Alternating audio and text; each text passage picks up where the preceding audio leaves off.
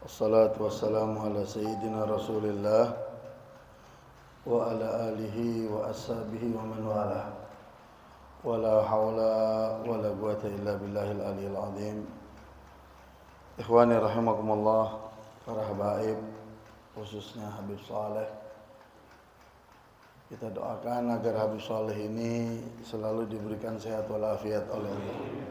Dan para habaib yang lainnya, ada Habib Abu Bakar, ada Habib Faiz, ada Habib Husairi. Ya, kita doain para habaib biar sehat walafiat. Dan pagi hari ini ikhwan rahimakumullah, sambil menunggu kedatangan Habib Alwi, saya akan membahas kelanjutan kemarin masalah korban ya. Memang hari ini nih hari muttaham. Hari sekarang nih banyak yang ragu-ragu orang puasa Arafah apa enggak. Ya. Kalau kita ikut daripada Gawaidul Fiqhiyah ada dua. Ya.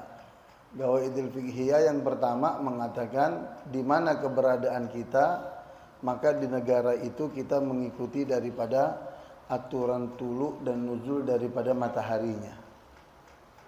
Seperti kita di Indonesia, kita ikut daripada gawaid yang pertama ini. Nah, pemerintah kita menentukannya itu kapan, maka kita ikuti.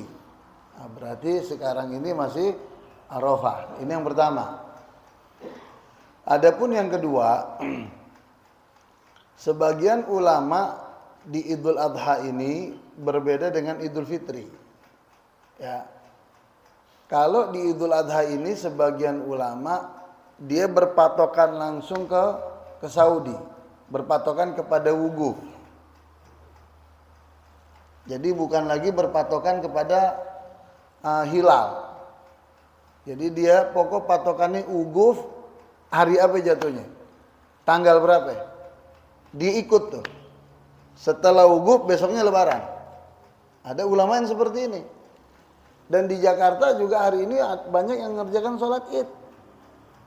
Kalau tidak salah di Masjid Al-Azhar, di Kebayoran, itu ngadain sholatnya hari ini. Ya. Jadi yang kedua, ulama katakan puasa Arafahnya itu pas di hari orang wukuf di Arafah. Itu namanya puasa Arafah. Sebelum Arafah itu tarwiyah. Kenapa dinamakan tarwiyah? Li'annahum yatahammaluna al-ma'. Ya, waktu puasa tarwiyah itu orang pada banyak membawa air. Ya. Nah, jadi kalau Anda tanya dengan saya, ya, ada dari dua pendapat ini, kalau pendapat saya ini ada yang orang seneng, ada yang enggak juga.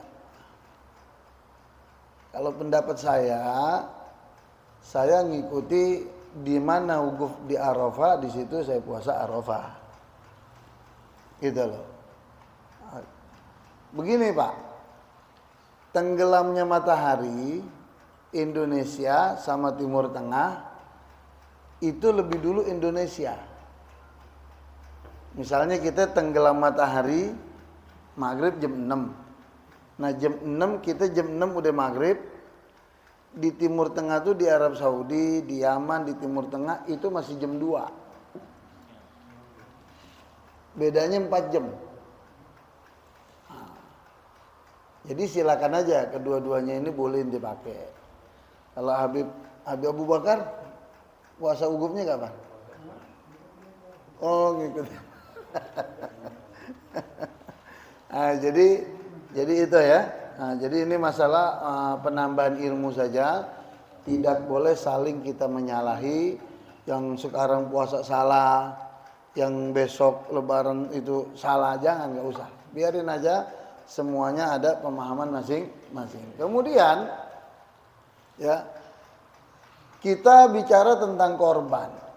Korban itu di dalam hadis dikatakan man kana lahu sa'atun falam yudhi falyamut insya'a yahudiyan wa insya'a nasraniyah.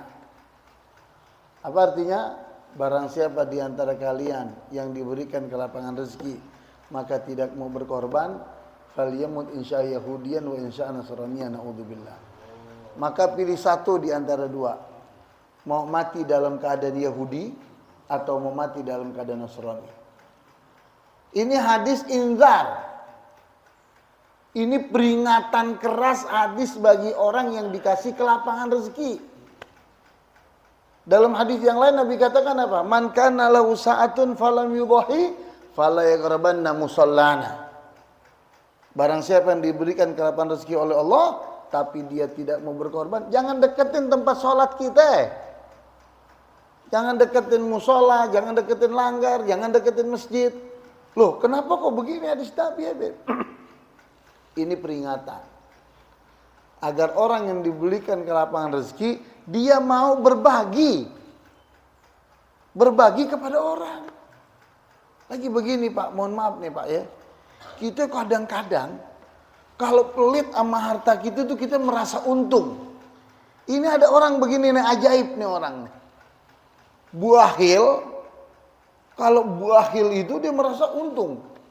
Ini ada kitab, judulnya kitab Al-Bukhala. Judul kitab ini orang-orang yang buahil. Ada buahil sama bahil nih. Di kapal pesiar, di laut. Ya, diajak makan. Yang satu nih temennya, ayo makan yuk. Oh, namanya diajak makan, dia ikut makan. Traktir. Begitu yang satu lagi, habis makan ini ikut makan lagi yuk, makan lagi. Udah selesai, ya, udah inti yang bayar deh. Alasan yang satu, ya ilah, dompet aneh nggak kebawa. Dompet aneh nggak kebawa. Bahil, ada aja akalnya. Akalnya banyak lagi, nggak kebawa. Udah inti dulu deh yang bayar. Iya nih ATM aneh nggak kebawa nih, nggak tahu. Walhasil saling alasan satu sama lain. Akhirnya dua-duanya sepakat, udah kalau gitu kita naik aja ke dek kapal laut nih. Kita naik ke dek kapal laut. Ke atas, ke Sutuh, tingkat paling atas kapal laut. Nah sekarang begini aja deh. Kita nyebur bareng-bareng di laut.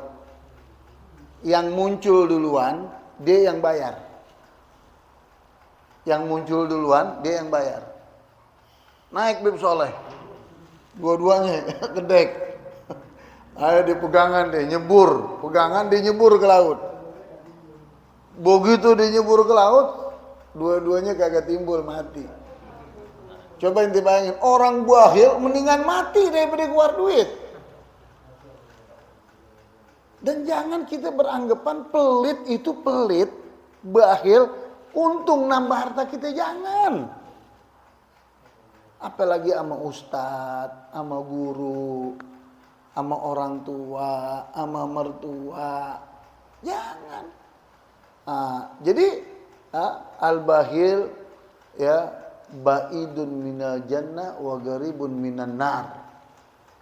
Orang yang pantat koret, ya, ini pelit bahasanya banyak ini.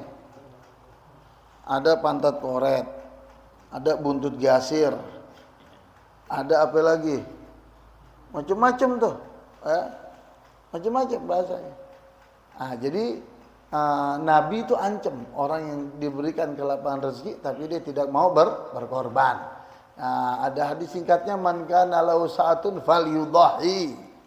Barang siapa di antara kalian yang diberikan kelapangan rezeki maka berkorbanlah.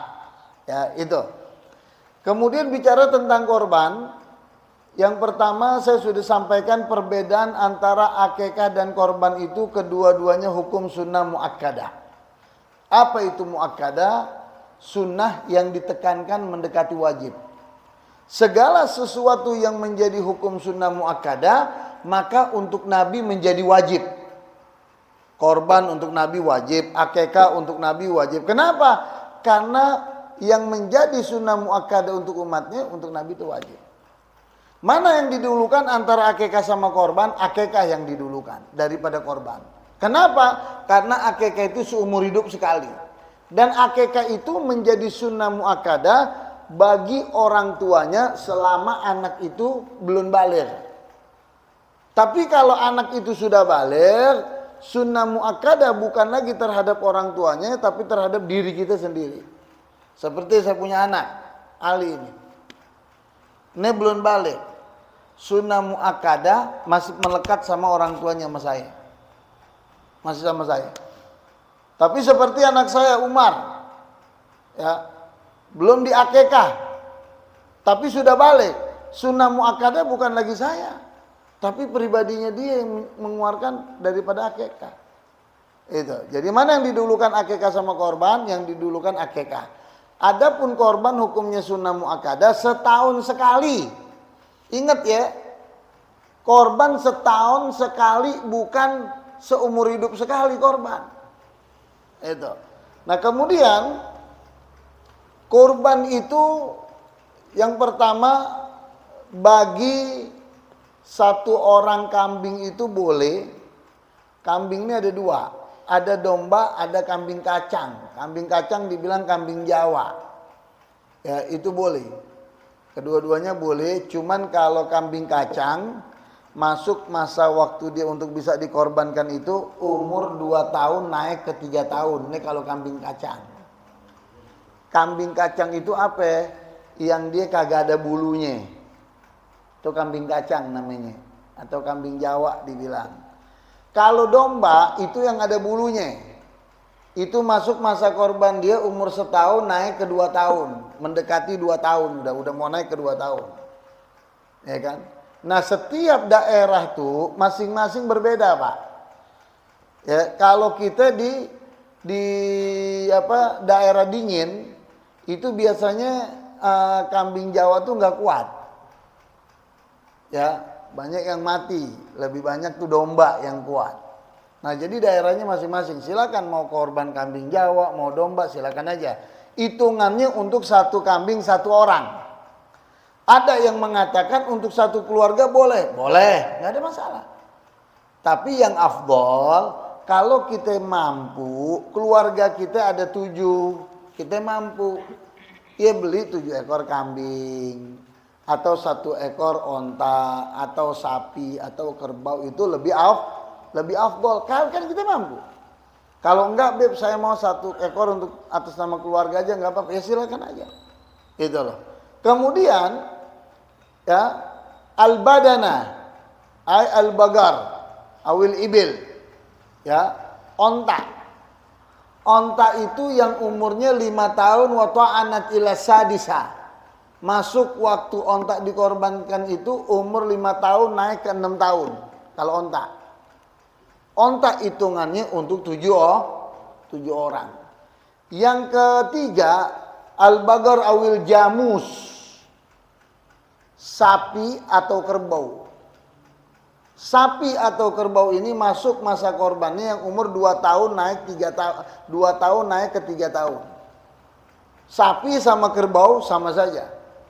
Ya cuman kalau orang Betawi dulu, korban nggak ada sapi. Korbannya kerbau. Makanya saya korban di pesantren saya di Cisarua itu kerbau. Tiap tahun saya korban kerbau. Ya, ada 2 ekor, kadang ada 3 ekor. Orang dulu kerbau. Beb, bagaimana sekarang sapi? Nggak apa-apa. Di sebagian negara sapi itu nggak boleh disembah. Menjadi binatang yang paling terhormat. Bahkan itu sapi jadi tuhannya. Disembah. Ada lagi sapi cebol. Sapi cebol, ada sapi cebol. Bagaimana tuh sapi cebol? Sapi dia kecil cuman 60 cm. Gedean juga kambing. Apakah bisa ini sapi untuk 7 orang? Kan sapi. Ya tergantung ente yang mau korban dah. Nah orang kan korban jadi kendaraan kita di hari kiamat. Kok ini kendaraan ini cakep-cakep sapi. Ini cebol dinaikin 7 orang. Ringsek ini. Ya. Jadi tergantung kita deh. Nah jadi ada sebagian negara menjadikan sapi sebagai tuhannya nggak boleh disembah. Kita nggak apa-apa umat Islam. Yang dijadiin ya sembahan dia kita potong setahun sekali. Ya kan? Enak kita makan dagingnya. Jadi nggak ada masalah. Ya. Nah, kemudian kalau sapi atau kerbau sama untuk 7 orang. Itu ya. Adapun ya, waktu menyembelih yang afdol itu adalah di hari pertama. Di hari pertama waktu menyembelih yang afdol. Hari pertama kayak besok nih, yang lebarannya besok atau yang lebaran hari ini. Itu sembelih hari yang pertama. Dan ingat, penyembelihan itu ada 2 cara. In gudira ala dhabihi fadzakatu fi khalqihi wa labbatihi. Wa in lam takdir ala dhabihi fadzakatu haitsu gudira alaih. Apa artinya? Binatang yang normal, yang dia enggak ada masalah, maka tempat sembelihan itu adalah di leher. Ini definisi singkat, korban di leher pokoknya. Area leher. Bagaimana yang sempurna? Nanti ada 4. Di leher. Ini kalau binatang yang normal, korbannya di leher. Tapi kalau ini binatang nggak normal. Ngamuk bagaimana nanti? Ngamuk lari. Atau nyebur ke sumur. Nyebur ke kali. Ngamuk dia. Namanya ngamuk. Ya, banyak nguarin gantinya nih panitia kalau sapi lagi ngamuk. Motor orang diseruduk-serudukin. Apa? Nah, kalau binatang yang ngamuk atau misalnya kita ke hutan. Kita berburu. Bisa gak ente lihat manjangan, ente lihat kancil, ente lihat kelinci atau binatang yang boleh dimakan di hutan, ente lihat, bisa gak ente tangkap? Nggak bisa. Lihat burung yang bisa dimakan, bisa kan ente tangkap? Nggak bisa. Namanya ini masalah, nggak normal. Kalau yang tidak normal, yang nggak bisa kita pegang seperti normal, maka sembelihan itu haitsu gudira alaih, di mana saja silakan Anda lukai dia, Anda sembelih dia. Yang pasti cari di bagian kelemahan binatang, adanya di bagian kepala. Soalnya ngamuk sapi, tembak dari jauh. Yang penting bagian kepala. Des. Atau di hutan kita berburu, lihat ada binatang manjangan atau ada apa, atau ada kambing hutan, kita tembak dari jauh, des. Begitu kita paranin dia mati, ya halal. Tapi kalau dia sudah kita tembak atau sudah kita lukai, masih hidup, ada kesempatan untuk kita sembelih, tapi kita nggak sembelih, itu bangke jadinya. Karena Anda melihat binatang dalam keadaan sakit sekarat, ente diamkan. Ada waktu ya mayasa'u litadzbihi. Ada waktu dia untuk disembelih itu binatang, tapi dia liatin aja. Ditontonin biar mati itu nggak boleh. Ente nyeksa namanya. Ya. Tapi kalau binatang yang afdol dipotongnya bagaimana? Ada 4 pemotongan yang bagus. Yang pertama di tenggorokan, pas tenggorokan. Kemudian di kerongkongannya, yang kedua. Yang ketiga saluran napas harus putus. Yang keempat saluran makan harus putus. Yang dari 4 ini yang wajib 2. Ya. Saluran napas dan saluran makan.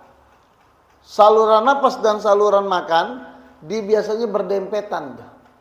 Saluran napas dia agak kecil, saluran makannya gede, dia agak keras. Kalau saluran napasnya lembek. Kalau ente nggak percaya, ente motong ayam atau ente beli ayam di Padang, dadanya atau apa, lehernya ente lihat, di situ ada 2 urat pasti.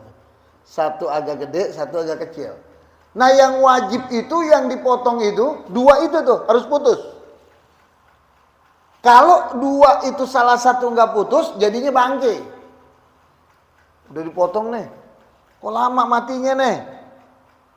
Begitu dia mati dilihat, nah ini saluran napasnya nggak putus nih, nggak kena. Apa hukum itu binatang? Bangke, haram. Makanya hati-hati. Orang kalau mau belajar motong, jangan langsung sapi. belajar motong ayam dulu. Kalau bisa burung dara dulu deh belajar motong. Ya uje, belajar dulu burung dara. Mana motong burung dara jangan lo lepas, ngawang dar dia lepas burung dara. Ya, bebek potong dilepas, mablang tuh bebek. Ya. Habis itu potong kambing naik. Sebelum kambing kucing dulu. Salah, nggak ada kucing, nggak boleh. Ya, kambing potong, belajar. Habis kambing baru naik lagi. Sapi. Begitu. Jadi semua itu ada tahapannya. Nah bagaimana Beb kalau kita motong, saking tajamnya nih pisau, bukan lagi 2 urat nih putus Habib Abdullah, sama leher-lehernya putus.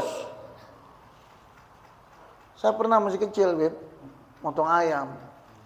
Begitu saya potong Habib Usairi, Beb Mama, pale-palenya putus tuh Beb. Gimana hukumnya? Ya mendingan yang ini daripada yang satu nggak putus saluran makan atau saluran napas. Makanya semuanya harus dengan belajar. Kemudian alat untuk menyembelih semua apa aja boleh untuk pakai untuk sembelih alat. Mau dari perak, mau dari emas, mau dari tembaga, mau dari besi. Pisaunya alat sembelih apa aja boleh. Mau dari sembilu bambu apa aja boleh. Yang nggak boleh 2 alat dipakai untuk sembelih, yang nggak boleh 2. Adz-dzufur was-sin. Kuku nggak boleh, misal kuku nih panjang nih, udah kita asak nih kuku nih, ayam potong, manggilin aja, sudah putus kedua uratnya. Apakah sah potongannya? Potongan pakai kuku nggak sah, haram. Itu yang pertama. Yang kedua, bisin pakai gigi. Sini, gua potong ayam, pegang aja main gigit aja dia, putus. Sah, nggak sah. Pakai apa aja alat sembelih boleh, yang tidak boleh itu hanya 2. Ya, kuku sama gigi. Itu nggak boleh. Mau gigi ente betaring lagi, nggak boleh aja pokoknya dah. Mau gigi udah diasak, ujungnya tajam, nggak boleh. Gimana ceritanya nggak boleh itu. Kemudian, ya, waktu sembelih itu di hari raya Idul Adha yang pertama yang afdol. Dan tidak ada yang afdol di hari raya Idul Adha itu, kata Nabi, amalan yang paling baik di Idul Adha itu 1. Apa? Iragatud dam, meneteskan darah. Itu amalan yang paling baik, yang paling dicinta. Makanya kalau kita punya duit, kita korban. Jangan pelit. Orang dulu ada arisan korban, dikumpulin setahun. Ini kayak di Darul Musofa nih misalnya mau, boleh. Mulai habis lebaran haji, kita percayain Ustadz Uje misalnya. Ya kan, Ustadz Uje misalnya. Kita tugasin ada arisan korban. 1 minggu 50.000, catat namanya. Ya kan? Nah, sebulan udah ketahuan 250.000. Setahun udah ketahuan 2,5 juta. Tinggal nambah sedikit. Dia bisa korban tiap tahun. Itu lebih afdol daripada orang yang korban ngutang-ngutang atau minjem. Atau bayarnya belakangan. Udah korban aja dulu deh Habib Soleh deh. Ntar bayarnya belakangan nyicil. Nggak usah. Atau udah korban dulu deh, ntar ngutang begini. Nggak usah. Korban itu bagi yang mampu. Kalau ente nggak mampu, nggak usah ente korban. Kok susah banget sih? Ente mampu beli yang cakep, korban yang cakep, mampu. Kalau nggak mampu, nggak usah korban. Maksain banget. Nggak usah. La yukallifullahu nafsan illa, itu kan udah jelas. Allah nggak pernah memaksakan bagi orang yang nggak mampu. Kemudian akhir orang korban itu di akhir hari tasyrik, tanggal 13. Tapi di akhir hari tasyrik itu sembelihnya jangan habis asar.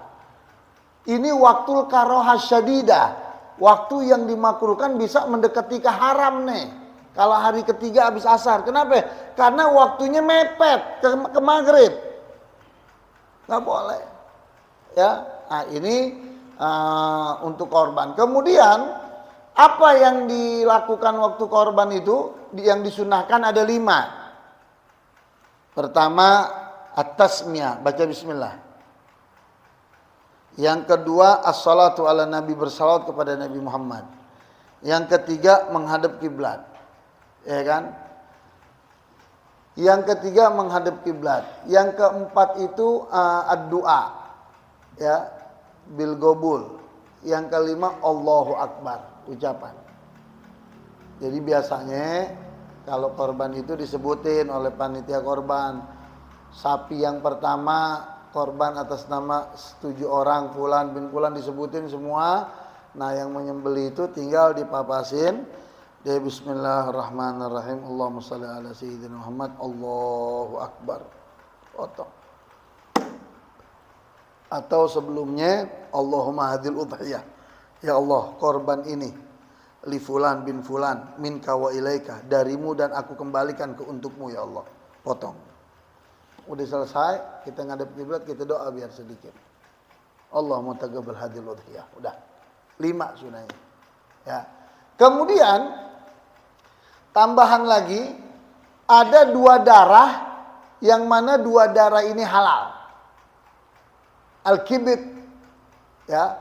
Yang pertama wattihal, hati sama limpah, itu halal. Jadi 2 darah yang halal itu hati sama limpah. Yang satu lagi, ya, marus. Marus itu haram hukumnya. Ente tahu marus? Darah yang dibekuin.